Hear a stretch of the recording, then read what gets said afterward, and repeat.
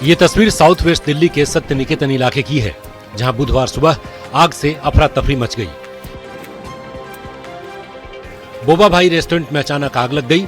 सूचना मिलते ही fire brigade की 3 गाड़ियां मौके पर पहुंची। स्थानीय लोगों की तत्परता और फायर ब्रिगेड की त्वरित कार्रवाई से आग पर समय रहते काबू पा लिया गया। बताया जा रहा है कि इंडक्शन चूल्हे में खराबी की वजह से आग लगी।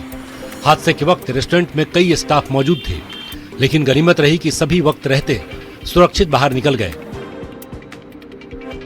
आपको बता दें कि न्यूज 18 ने कुछ समय पहले ही सत्य निकेतन इलाके में कैफे और रेस्टोरेंट्स में फायर सेफ्टी इंतजामों की कमी का खुलासा किया था।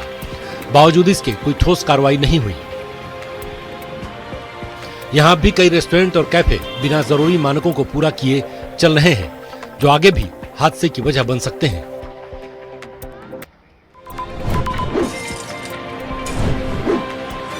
मेरठ में चलती सड़क पर एक कार में अचानक आग लग गई, जिसे देखकर बाकी की गाड़ियों पर ब्रेक लग गया।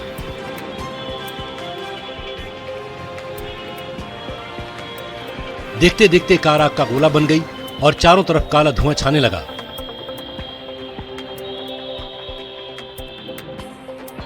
कार में ये आग मेरठ के जटोली फ्लाईओवर पर लगी। कार में आग और सड़क पर लगे जाम की खबर पाकर पुलिस और फायर ब्रिगेड की टीम कुछ ही देर में मौके पर पहुंच गई। पुलिस ने किसी तरह ट्रैफिक चालू कराया और फायर ब्रिगेड की टीम ने आग पर काबू किया, लेकिन तब तक कार पूरी तरह जल चुकी थी।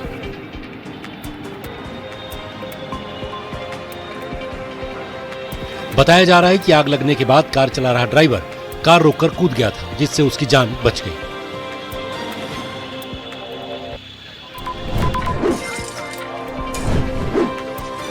दिल्ली के नरेला पॉकेट 11 में मोबाइल स्नैचरों ने मोबाइल छीनने के लिए एक शख्स पर चाकू से हमला कर दिया। नदीम नाम का शख्स सब्जी बेचकर घर लौट रहा था। तभी स्नैचर्स ने उससे मोबाइल छीनने की कोशिश की, लेकिन नदीम उनसे भिड़ गए, जिस पर स्नैचर्स ने उन पर चाकू से हमला कर दिया। ताबड़तोड़ चाकू के 6 वार से नदीम बुरी तरह घायल हो गया, जिसे गंभीर हालत में राजा हरिश्चंद्र अस्पताल में भर्ती कराया गया है, जहां वो जिंदगी और मौत की जंग लड़ रहा है। हैरानी की बात यह है कि स्नैचर्स ने जिस वक्त हमला किया उस वक्त आसपास काफी संख्या में लोग मौजूद थे, लेकिन किसी ने बदमाशों का विरोध नहीं किया। इस वारदात के बाद दिल्ली पुलिस पर भी गंभीर सवाल खड़े हो रहे हैं।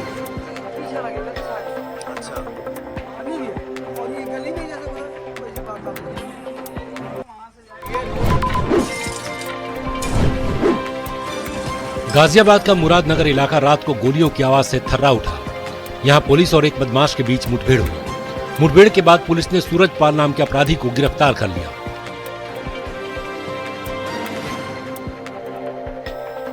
चौबीस साल का सूरजपाल लूट के मामले में वांटेड था।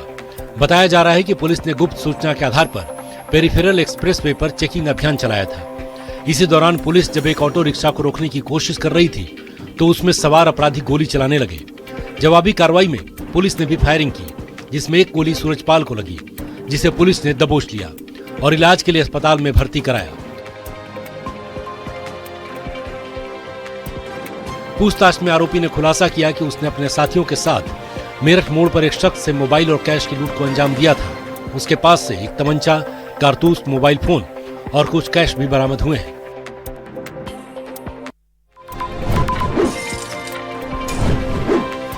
बागपत पुलिस ने मुठभेड़ के बाद 25,000 के एक इनामी अपराधी को गिरफ्तार किया है।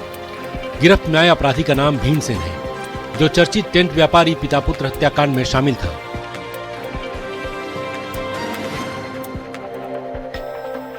बदमाशों ने बड़ौत में 9 जून को टेंट व्यापारी और उनके बेटे की दिन दहाड़े गोली मारकर हत्या कर दी थी। इस सनसनीखेज वारदात को हिस्ट्री शीटर वरुण ने अपने साथियों जॉनी और भीमसेन के साथ अंजाम दिया था।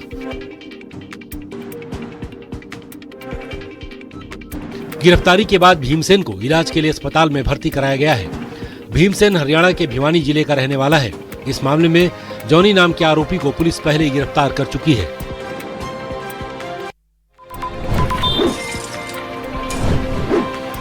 दिल्ली के साउथ वेस्ट डिस्ट्रिक्ट की कापसखेड़ा थाना पुलिस ने बड़ी सफलता हासिल करते हुए कुख्यात शुभम पंडित गैंग के 4 शातिर बदमाशों को गिरफ्तार किया है। गिरफ्तार आरोपियों में सुनील नाम का इनामी बदमाश भी शामिल है, जिस पर 1 लाख रुपए का इनाम था।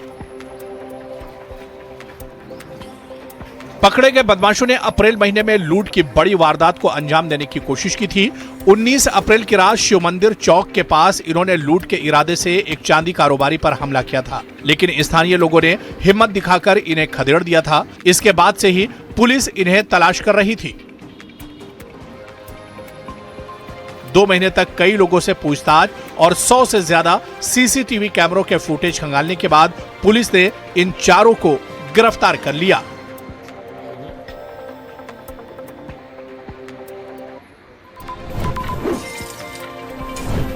दिल्ली में भारतीय जनता पार्टी ने व्यापक स्तर पर स्वच्छता अभियान चलाया। प्रधानमंत्री नरेंद्र मोदी के नेतृत्व में केंद्र सरकार के 12 वर्ष पूरे होने के अवसर पर दिल्ली भाजपा ने राजधानी के सभी 256 मंडलों में एक साथ सफाई अभियान कार्यक्रम आयोजित किया। पूर्वी दिल्ली के लक्ष्मी नगर मेन मार्केट में दिल्ली भाजपा अध्यक्ष हर्ष मल्होत्रा ने स्थानीय विधायक अभय वर्मा के साथ स्वच्छता अभियान की सांकेतिक शुरुआत की। हर्ष मल्होत्रा ने खुद झाड़ू लगाकर लोगों को स्वच्छता के प्रति जागरूक करने का संदेश दिया। वहीं दिल्ली भाजपा के संगठन महामंत्री पवन राणा ने कनॉट पैलेस हनुमान मंदिर परिसर में स्वच्छता अभियान चलाकर साफ सफाई की। अभियान के तहत दक्षिणी दिल्ली के पूर्व सांसद रमेश बिधूड़ी ने गोविंदपुरी ट्रांजिट कैंप में अपने हाथ से झाड़ू लगाया। इस मौके पर भारी संख्या में कार्यकर्ता भी मौजूद रहे। बिधूड़ी ने इस दौरान मोदी सरकार के 12 साल के कामकाज की उपलब्धियां भी गिनाई।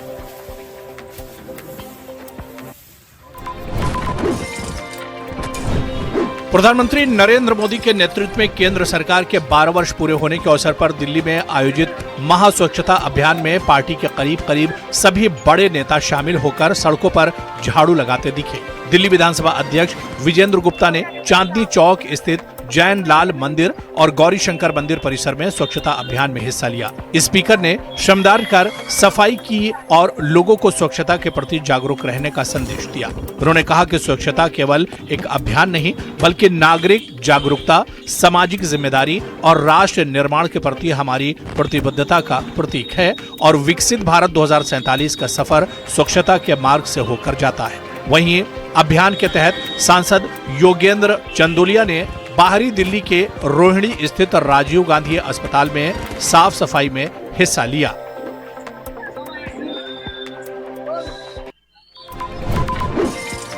हरियाणा के पानीपत में गली में रैंप बनाने के विवाद में पड़ोसियों ने एक परिवार के बड़े बुजुर्ग समेत बच्चों को बुरी तरह पीटा।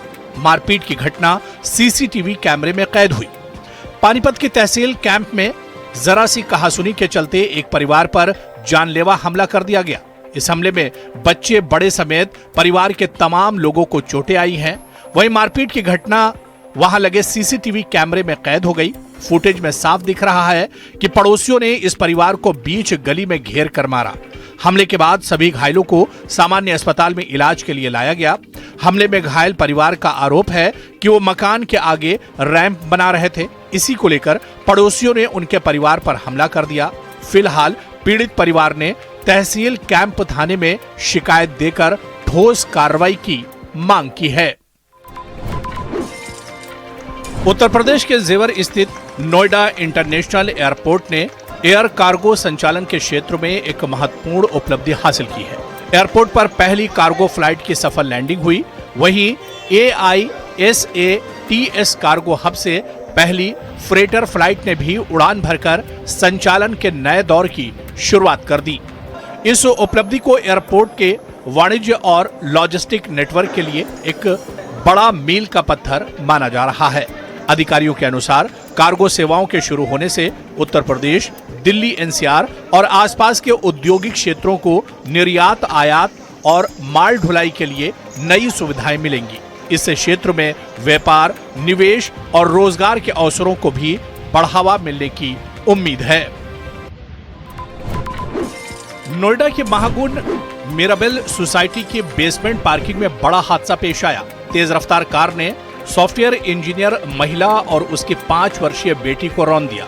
महिला अपने परिवार के साथ कार से सामान उतारकर फ्लैट की ओर जा रही थी।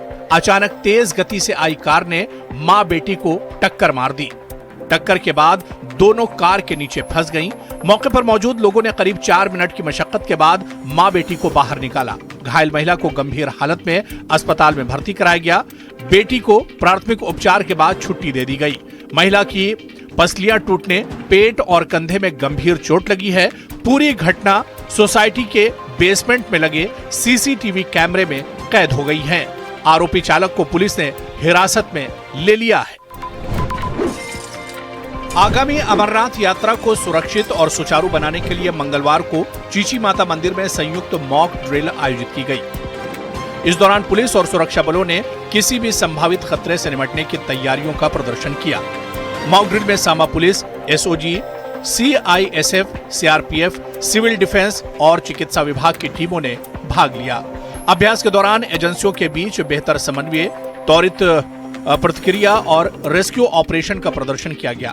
अधिकारियों के अनुसार यात्रा शुरू होने से पहले ऐसी ड्रिल का उद्देश्य सुरक्षा तैयारियों को परखना और किसी भी आपात स्थिति में प्रभावी कार्रवाई सुनिश्चित करना है।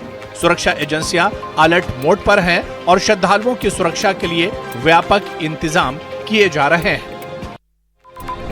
उधर अमरनाथ यात्रा के पेश नजर पुलिस ने कंडीजाल पामपोर में श्रीनगर जम्मू कौमी शाहरा पर एक खुसूसी मॉक ड्रिल की। इस ड्रिल का मकसद किसी भी हंगामी सूरत हाल में श्रद्धालुओं के बचाव, फौरी तौर पर मेडिकल हेल्प, ट्रैफिक और इसके अलावा लॉ एंड ऑर्डर और दूसरे डिपार्टमेंट्स के दरमियान तालमेल का जायजा लेना था। प्रशासन के मुताबिक इस तरह की ड्रिल अमरनाथ यात्रा के दौरान यात्रियों की हिफाजत और सिक्योरिटी को यकीनी बनाने के लिए की जा रही है। जम्मू कश्मीर में राजौरी में आतंकवादियों की तलाश के लिए जारी ऑपरेशन शेरवाली अपने 26वें दिन में दाखिल हो चुका है। दूरीमल के घने जंगलात में भारी फौज, जम्मू कश्मीर पुलिस के स्पेशल ऑपरेशन ग्रुप और सीआरपीएफ की जानिब से बड़े पैमाने पर सर्च ऑपरेशन जारी है। सिक्योरिटी फोर्सेज मुसलसल कॉम्बिंग, निगरानी और गश्त कर रही हैं, जबकि पूरे इलाके में हाई अलर्ट रखा गया है। आतंकवादियों की तलाश के लिए जंगल के कोने कोने की तलाशी ली जा रही है और हर किसी पर नजर रखी जा रही है। पुंछ के मोहल्ला पुराना पुंछ स्थित नानक एकेडमी में जिला ताइक्वांडो एकेडमी के सहयोग से लड़कियों के लिए आयोजित निःशुल्क आत्मरक्षा प्रशिक्षण शिविर मंगलवार को दोपहर बाद संपन्न हो गया। इस शिविर में 100 से अधिक लड़कियों ने भाग लेकर आत्मरक्षा के गुर सीखे। शिविर के समापन अवसर पर कार्यक्रम का समारोप समारोह भी आयोजित किया गया, जिसकी अध्यक्षता स्कूल के प्रिंसिपल गुरबख्श सिंह और ताइक्वांडो कोच राजेंद्र सिंह ने की। इस मौके पर डीएसपी तानिया गुप्ता और एसएसपी पुंछ डॉक्टर अजय शर्मा मुख्य अतिथि के रूप में मौजूद रहे। दोनों अधिकारियों ने इस पहल की सराहना करते हुए कहा कि ऐसे प्रशिक्षण कार्यक्रम लड़कियों को सशक्त बनाने में अहम भूमिका निभाते हैं। प्रशिक्षण प्राप्त करने वाली लड़कियों ने कहा कि इस शिविर से उनका आत्मविश्वास बढ़ा है और वे अब खुद को ज्यादा सुरक्षित महसूस करती हैं। उनका कहना है कि सभी लड़कियों को आत्मरक्षा का प्रशिक्षण जरूर लेना चाहिए, जिससे महिलाओं के खिलाफ होने वाले अत्याचारों को कम किया जा सके। ये शिविर न सिर्फ आत्मरक्षा का प्रशिक्षण बना, बल्कि बेटियों को आत्मनिर्भर और सशक्त बनाने की दिशा में एक अहम कदम भी साबित हुआ। रियासी में आयोजित इस विशेष प्रशिक्षण कार्यक्रम को 2 चरणों में पूरा किया गया। प्रशिक्षण के दौरान युवाओं को सेना, सीआरपीएफ, बीएसएफ, आईटीबीपी और पुलिस सहित विभिन्न सुरक्षा बलों की भर्ती प्रक्रिया की विस्तृत जानकारी दी गई। इसके साथ ही दौड़, पुशअप और अन्य शारीरिक अभ्यासों के माध्यम से उनकी फिटनेस और क्षमता को भी निखारा गया। प्रशिक्षण के समापन पर रियासी के युवाओं को ट्रैक सूट, किताबें, पेन और डायरी वितरित की गई, ताकि वे अपनी पढ़ाई और भर्ती की तैयारी को लगातार जारी रख सके। प्रशिक्षण प्राप्त करने वाले युवाओं का कहना है कि रियासी में इस तरह की सुविधाएं सीमित है और सीआरपीएफ की ये पहल उनके लिए बेहद लाभदायक साबित हुई है। युवाओं के अनुसार इस प्रशिक्षण में उनका आत्मविश्वास बढ़ाया है और भर्ती प्रक्रिया को समझने में काफी मदद की है। जरूरत सिर्फ सही मार्गदर्शन और अवसर की है। सीओ मनोज वर्मा ने आश्वासन दिया कि भविष्य में भी रियासी के युवाओं को भर्ती संबंधी प्रशिक्षण, मार्गदर्शन और अध्ययन सामग्री उपलब्ध कराने में सीआरपीएफ हर संभव सहयोग करेगी। भागलपुर नौगछिया के चांद नगर से एक हैरान करने वाला मामला सामने आया है, जहां ससुराल पहुंचे एक दामाद के साथ कथित तौर पर जमकर मारपीट की गई। वायरल वीडियो में कुछ लोग एक व्यक्ति की पिटाई करते नजर आ रहे हैं। पीड़ित मोहम्मद कैसर के मामा द्वारा थाने में दिए गए आवेदन के अनुसार 14 जुलाई को कैसर को उसके ससुराल बुलाया गया था। आरोप है कि देर रात करीब 11 बजे ससुराल पक्ष के लोगों ने उनके साथ बुरी तरह मारपीट की और जान से मारने की कोशिश की।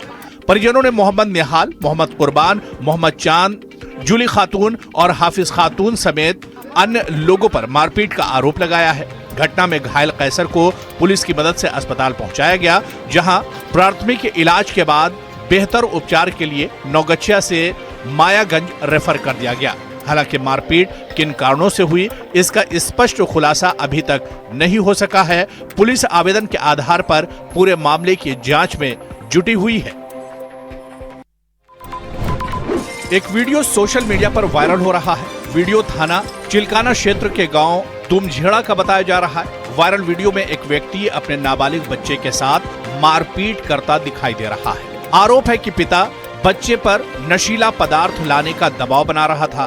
बच्चे के इनकार करने पर उसके साथ मारपीट की गई। हालांकि वीडियो की आजाद पुष्टि नहीं हो पाई है। मामले की सत्यता पुलिस और प्रशासनिक जांच के बाद ही स्पष्ट हो सकेगी। सोशल मीडिया पर वायरल हो रहे इस वीडियो को लेकर लोगों में नाराजगी देखी जा रही है। वीडियो में एक व्यक्ति कथित रूप से अपने बच्चे के साथ मारपीट करता नजर आ रहा है। स्थानीय स्तर पर दावा किया जा रहा है कि आरोपी बच्चे का पिता है। आरोप है कि उसने बच्चे से नशीला पदार्थ लाने को कहा था और मना करने पर उसके साथ मारपीट की गई। वीडियो वायरल होने के बाद कई लोगों ने आरोपी के खिलाफ सख्त कार्रवाई करने की मांग की है। इटावा में प्रेम विवाह करना एक युवक को महंगा पड़ गया। इटावा के सिविल लाइन इलाके में अदालत परिसर में ही प्रेम विवाह करने वाले युवक को लड़की पक्ष के लोगों ने पीट डाला।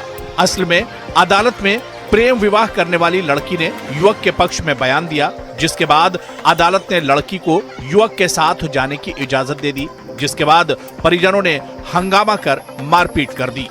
देखते ही देखते मामला इतना बढ़ गया कि युवक के साथ हाथापाई की नौबत आ गई। सूचना मिलते ही सिविल लाइंस थाना पुलिस मौके पर पहुंची और हालात को काबू में किया। पुलिस ने युवती के 3 परिजनों को हिरासत में लेकर शांति भंग करने की कार्रवाई की। इस घटना से जुड़ा वीडियो वायरल हो रहा है। पुलिस ने पीड़ित युवक का मेडिकल जांच करवाई। इसी के साथ 3 आरोपियों के खिलाफ ये कार्रवाई की गई है। नॉर्थ वेस्ट जिले के केशवपुरम इलाके का एक सीसीटीवी वीडियो सोशल मीडिया पर काफी वायरल हो रहा है। वीडियो में एक तेज रफ्तार सफेद रंग की कार ने सड़क किनारे रेहड़ी के पास खड़े लोगों को टक्कर मारते हुए दिखाई दे रही है। हादसे के बाद चालक मौके से फरार हो गया था। पुलिस ने मामले का संज्ञान लिया और जांच शुरू की। दिल्ली पुलिस के अनुसार तकनीकी और स्थानीय जांच के आधार पर आरोपी चालक की पहचान कर उसे गिरफ्तार कर लिया गया है। पुलिस का कहना है कि मामले में आगे की जांच जारी है। रोहिणी बेगमपुर थाना अंतर्गत बेगमपुर भरत विहार दिल्ली में 27 वर्षीय सागर पर जानलेवा हमला हुआ। सागर का आरोप है कि पड़ोसी से थोड़ी बहुत कहासुनी पर उनको कई लड़कों ने धर दबोचा और धारदार हथियार से हमला किया। इस घटना के बाद सागर ने 112 पर कॉल कर पुलिस को जानकारी दी। जानकारी मिलते ही पुलिस मौके पर पहुंची और सागर को इलाज के लिए संजय गांधी हॉस्पिटल में भर्ती किया। हालांकि सागर का आरोप है कि कुछ लड़कों ने संजय गांधी हॉस्पिटल में भी पुलिस वालों के सामने फिर से मुझे पीटा है और पुलिस खड़ी खड़ी तमाशा देख रही थी। वहीं परिजनों का भी आरोप है कि पुलिस आरोपियों पर कार्रवाई नहीं कर रही है और न ही थाना बेगमपुर में हमारी सुनवाई हो रही है। कहते हैं कि जब जुनून और मेहनत साथ हो तो सफलता खुद रास्ता तलाश लेती है। बेगूसराय की इस बेटी ने इसी कहावत को सच कर दिखाया है। अपनी कला के दम पर न सिर्फ उन्होंने अपनी अलग पहचान बनाई, बल्कि नई पीढ़ी को अपनी सांस्कृतिक विरासत से जोड़ने का भी बीड़ा उठाया। जिले के साहिबपुर कमाल थाना क्षेत्र के चौकी गांव की रहने वाली मोनी कुमारी ने महज 2 साल के भीतर मिथिला पेंटिंग की दुनिया में अपनी खास पहचान बना ली है। उनके हाथों से उकेरी गई पेंटिंग सिर्फ रंगों और रेखाओं का मेल नहीं, बल्कि मिथिला की समृद्ध संस्कृति, परंपरा और सामाजिक संदेशों का सुंदर चित्रण है। सबसे खास बात यह है कि मोनी कुमारी अपने घर पर बच्चों को निःशुल्क मिथिला पेंटिंग का प्रशिक्षण देती हैं। बड़ी संख्या में बच्चे यहां पहुंचकर इस पारंपरिक कला को सीख रहे हैं और अपनी सांस्कृतिक जड़ों से जुड़ रहे हैं। मोनी का ये मानना है कि मिथिला पेंटिंग सिर्फ एक कला नहीं, बल्कि उनकी पहचान और विरासत है, जिसे नई पीढ़ी तक पहुँचाना बेहद जरूरी है। रील्स के चक्कर में लोग अपनी जान जोखिम में तो डाल ही रहे हैं, कानून की भी धज्जियां उड़ा रहे हैं। जबलपुर में रईसजादों का हथियार लहराते और कार पर स्टंटबाजी करने का वीडियो वायरल हो रहा है। वीडियो में आप देख सकते हैं कि कुछ युवक हाथों में बंदूक लेकर कार के ऊपर बैठकर स्टंटबाजी कर रहे हैं। पुलिस ऐसे रीलबाजों पर कार्रवाई की बात कहती है, लेकिन इन्हें पुलिस कानून का जरा भी डर नहीं। बेखौफ होकर ये रईसजादे हथियार के साथ वीडियो बना रहे हैं, कार पर स्टंटबाजी कर रहे हैं। ये युवक अपनी कारों का काफिला लेकर शहर के मुख्य मार्गों से होकर हाईवे तक गए। ये वीडियो मदन महल और बरगी इलाके का बताया जा रहा है। वीडियो वायरल होने के बाद पुलिस ने संज्ञान लिया है और मदन महल और बरगी थाना प्रभारी को कार्रवाई करने का निर्देश दिया है। ग्वालियर रेलवे स्टेशन पर उस समय हड़कंप मच गया जब एक इंजीनियर का करीब 10 लाख रुपए से भरा सूटकेस गायब हो गया। मामले की सूचना मिलते ही जीआरपी सूटकेस की तलाश में जुट गई। 2 से 3 घंटे के भीतर सूटकेस को बरामद कर लिया गया। बताया जा रहा है कि ओडिशा के एक इंजीनियर राजीव खन्ना गतिमान ट्रेन से ग्वालियर आ रहे थे। उनके पास एक सूटकेस था जिसमें 10 लाख रुपए थे। रेलवे स्टेशन पहुंचने के बाद जब वे ट्रेन से उतरे तो पता चला कि उनका सूटकेस गायब है। राजीव खन्ना ने फौरन जीआरपी को इसकी सूचना दी, जिसके बाद पुलिस रेलवे स्टेशन पर लगे सीसीटीवी कैमरों की फुटेज खंगाली। ट्रेन में मौजूद स्टाफ तथा अन्य लोगों से पूछताछ की गई है। जांच में पता चला कि सूटकेस ट्रेन में ही रह गया था, जिसके बाद अधिकारियों से संपर्क कर ट्रेन की लोकेशन ट्रेस की गई। ग्वालियर और दतिया के बीच ट्रेन में ही सूटकेस सुरक्षित मिल गया। पुलिस ने सूटकेस राजीव खतरा को सौंप दिया। सूटकेस सुरक्षित वापस मिलने पर राजीव खतरा के चेहरे पर खुशी लौट आई। उन्होंने पुलिस और रेलवे अधिकारियों की जमकर के तारीफ की है।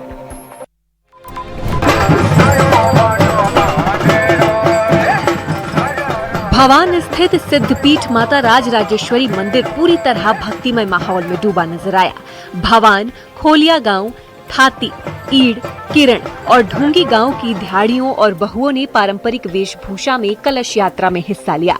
पारंपरिक वाद्य यंत्रों की मधुर धुन और माता के जयकारों के बीच निकाली गई क्षेत्र की प्रसिद्ध देव डोलियां भी आकर्षण का केंद्र रही। श्रद्धालु पूरे उत्साह और श्रद्धा के साथ यात्रा में शामिल हुए और हर ओर धार्मिक उल्लास का माहौल देखने को मिला। सबसे खास बात रही ध्यानी मिलन कार्यक्रम में उत्तराखंड समेत देश के दूसरे राज्यों से बड़ी संख्या में ध्याड़ियां अपने मायके पहुंची और सालों बाद एक मंच पर एकत्रित हुई बेटियों और बहुओं में खास उत्साह देखने को मिला। ध्यानी मिलन कार्यक्रम 9 दिनों तक चलेगा, जिसमें कथा प्रवचन, भजन कीर्तन और विभिन्न धार्मिक कार्यक्रम होंगे। पहाड़ में ध्यानी यानी बेटियों का ये मिलन समारोह अब संस्कृति का अहम हिस्सा बनता जा रहा है। सालों बाद अपने मायके पहुंची बेटियों के चेहरे की खुशी इस परंपरा की अहमियत को बयां कर रही है।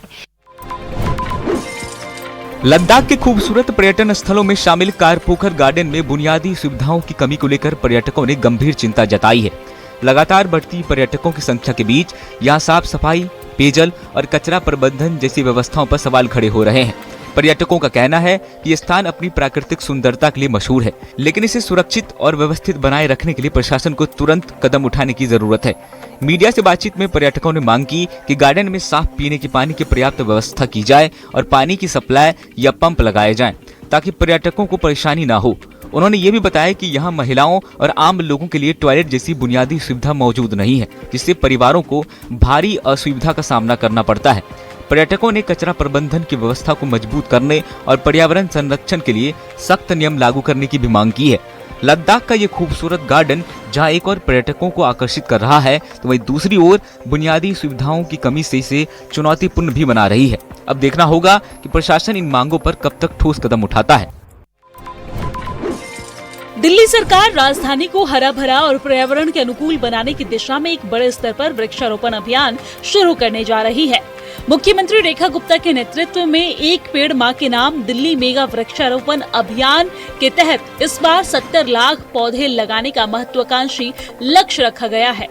मुख्यमंत्री रेखा गुप्ता ने कैबिनेट मंत्री मनजिंदर सिंह सिरसा के साथ अभियान की तैयारियों को लेकर उच्च स्तरीय समीक्षा बैठक भी की है, जिसमें संबंधित विभागों के वरिष्ठ अधिकारी मौजूद रहे। बैठक में वृक्षारोपण की रणनीति, पौधों की उपलब्धता और उसकी निगरानी व्यवस्था पर विस्तार से चर्चा की गई।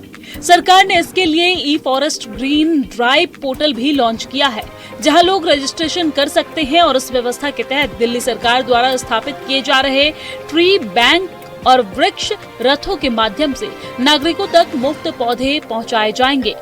पौधा लगाने के बाद उनकी जियो टैग फोटो पोर्टल पर अपलोड करनी होगी, जिसके बाद प्रतिभागियों को पर्यावरण रक्षक और ई प्रमाण पत्र भी दिया जाएगा।